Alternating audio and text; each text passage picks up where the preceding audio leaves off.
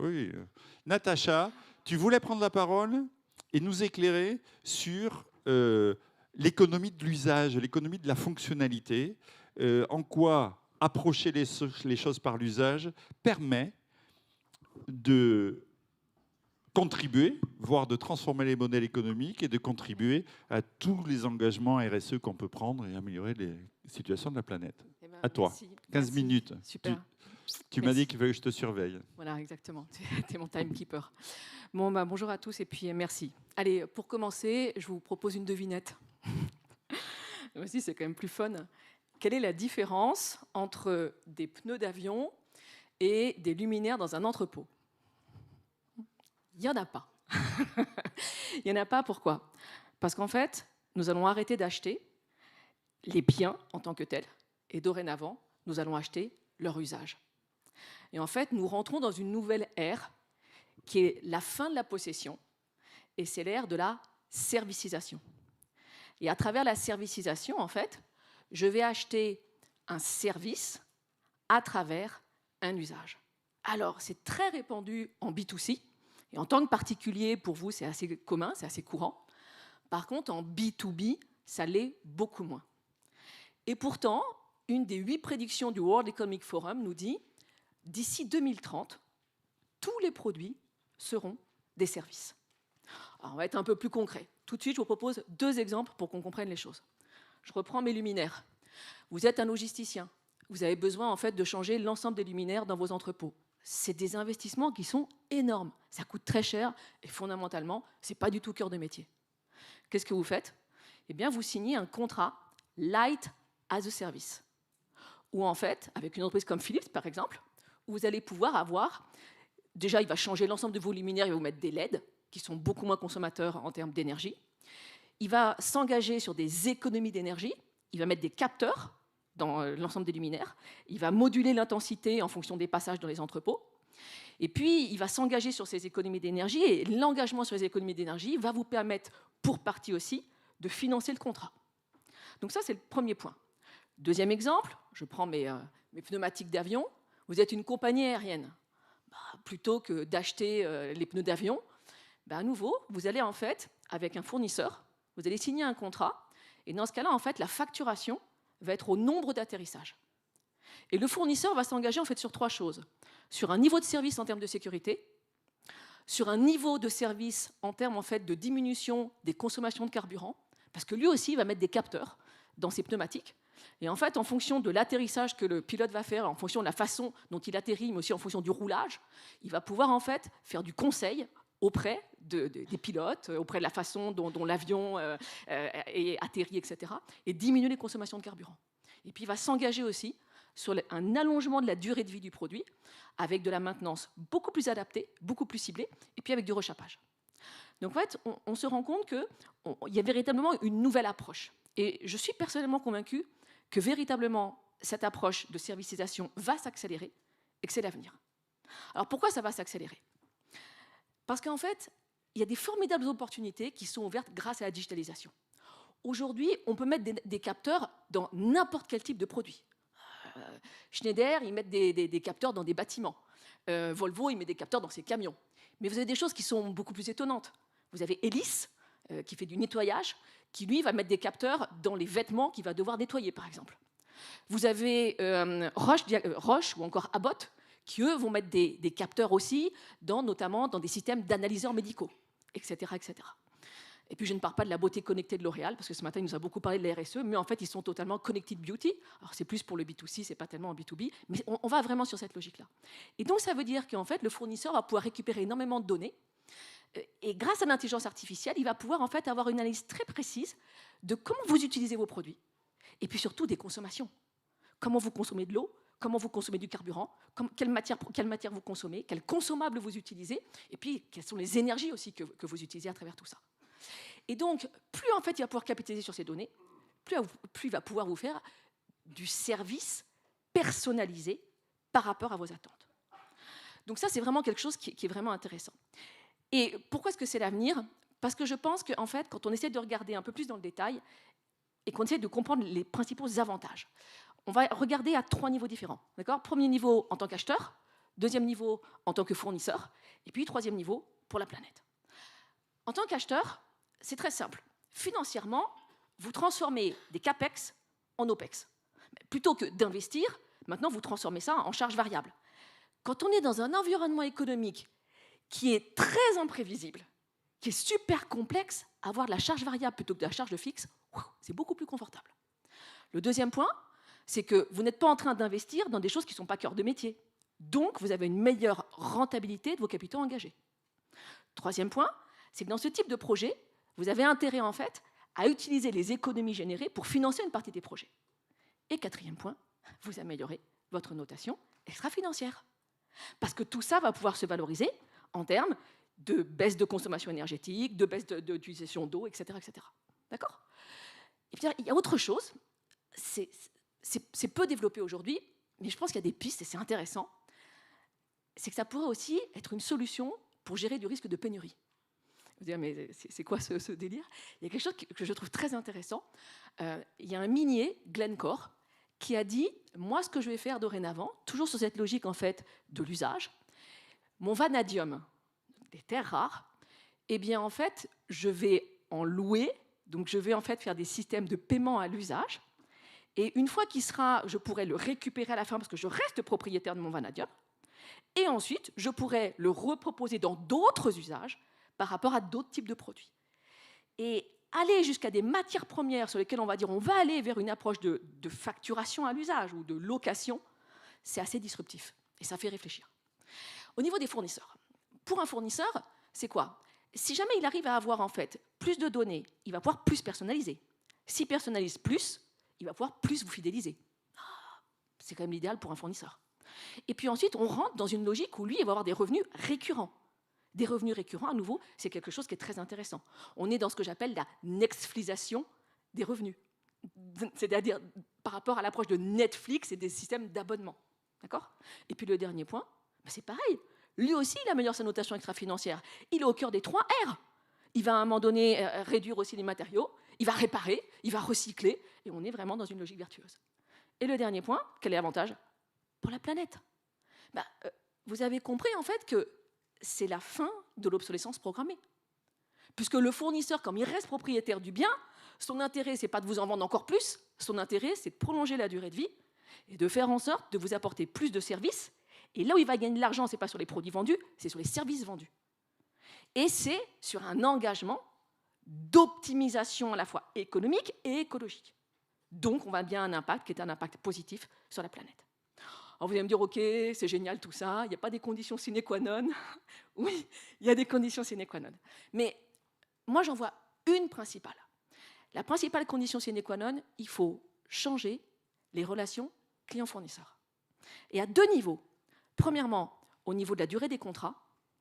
Et deuxièmement, par rapport au mode de rémunération des fournisseurs. Durée des contrats, pourquoi ? Parce qu'en fait, beaucoup d'acheteurs ont quand même l'apport de l'engagement. Alors, il y en a même carrément qui n'ont pas de contrat, d'accord ? Et qui font...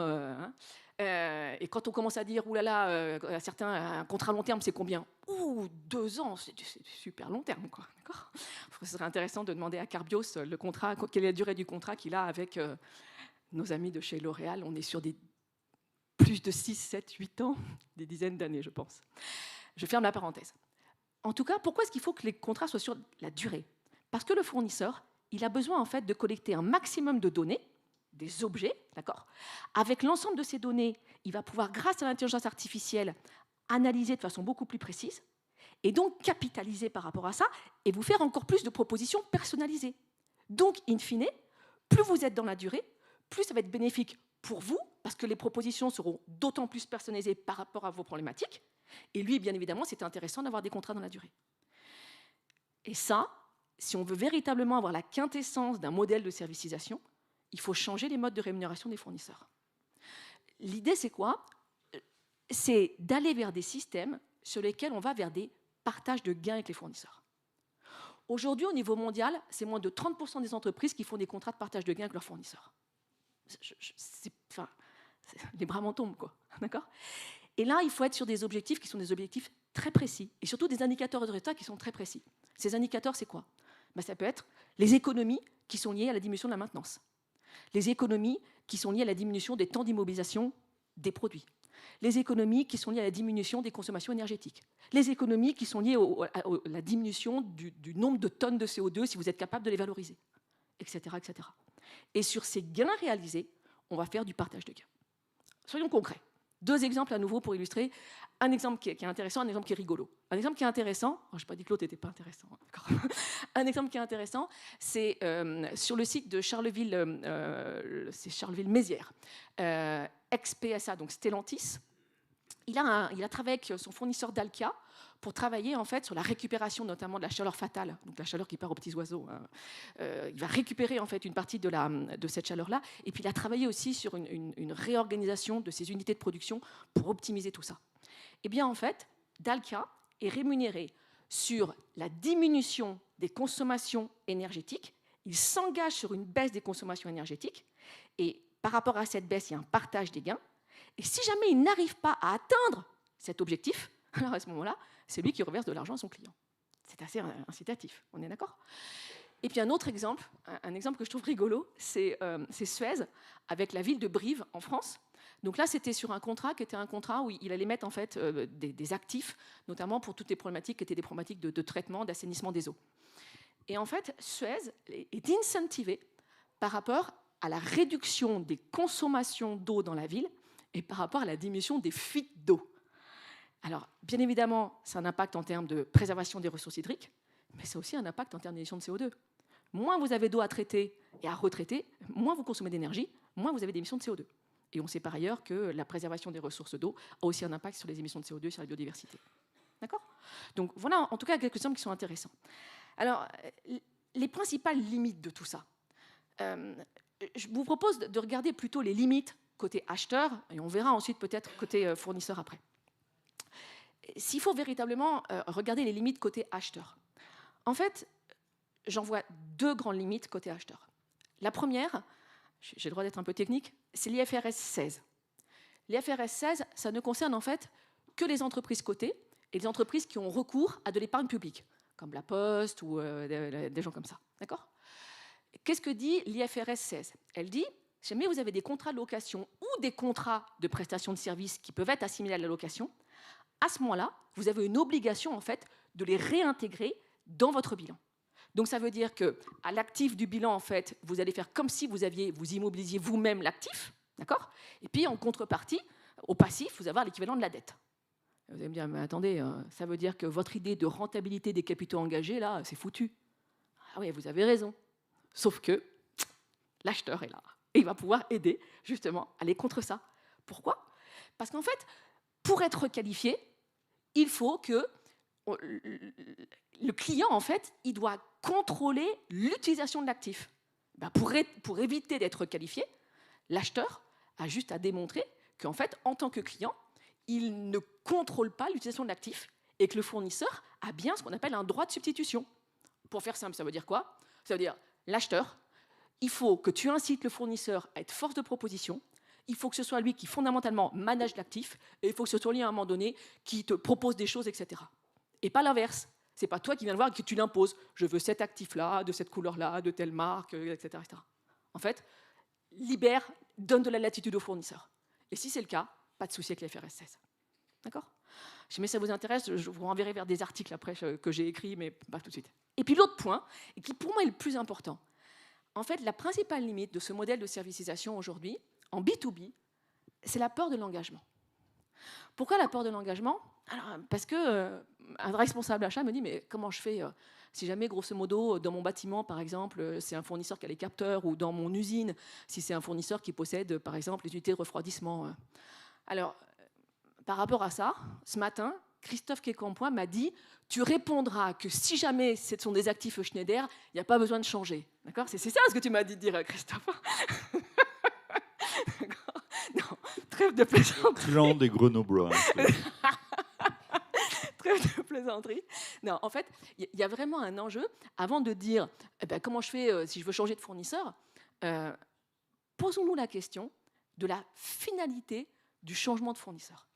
Quelle est la finalité de changer de fournisseur ? Et en fait, dans bien des cas, quand vous faites parler les gens, vous vous rendez compte qu'il y a une peur du contrôle, de perte de contrôle en fait. Et à travers cette peur de perte de contrôle, il y a une peur, bien évidemment, de manque de fiabilité de votre outil industriel, de vos camions, de tout ce que vous voulez, en fait. D'accord? Et donc, par rapport à ça, plutôt que de changer de fournisseur, réfléchissons comment est-ce qu'on peut faire avec le fournisseur, soit pour améliorer, en fait, la mesure, et donc la data, soit pour améliorer les prestations et la personnalisation des prestations. Et à travers, en fait, la peur de perte de fiabilité, c'est aussi comment est-ce qu'on va faire ensemble pour co-construire des contingency plans. Il y a combien de contingency plans aujourd'hui qui sont co-construits avec les fournisseurs? Très peu. Or, c'est la base de la gestion du risque. Et puis l'autre point, l'autre peur, c'est la peur de la dépendance. Et vous dites, ah ouais, mais je vais être super dépendant d'un fournisseur et du coup, vaut mieux que j'en change. La meilleure solution par rapport à des problématiques de dépendance de fournisseurs, c'est de créer de l'interdépendance. Qu'est-ce qui fait que ce fournisseur-là, il est intéressé pour travailler avec vous? Et là, je renvoie en fait à mes travaux pionniers en 2011. J'étais une des premières à dire, il faut motiver vos fournisseurs. Et j'avais créé un outil d'analyse et une matrice pour essayer de faire comprendre aux acheteurs comment est-ce qu'on pouvait mesurer la motivation du fournisseur et agir sur la motivation du fournisseur. On est en plein dedans. Et donc, par rapport à ça, en fait, si on essaye, je vais abréger, d'accord? Si on essaye d'aller un peu plus vite, c'est le fait de dire, en fait, il y a des enjeux qui sont très forts par rapport à ça. Et surtout, on se rend compte qu'il y a des enjeux en termes de changement de mindset aussi par rapport à l'acheteur.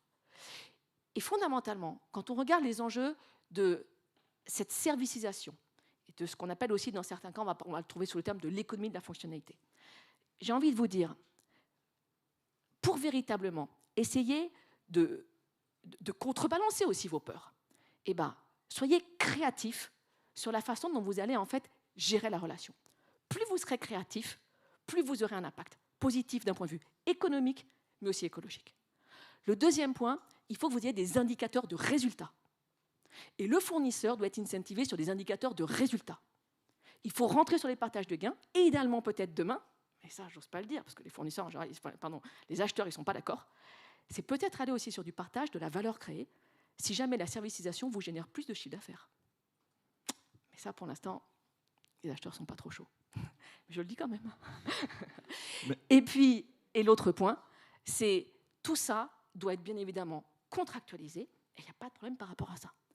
Donc en fait, en synthèse, la servicisation, ça vous permet de réconcilier économique et écologique.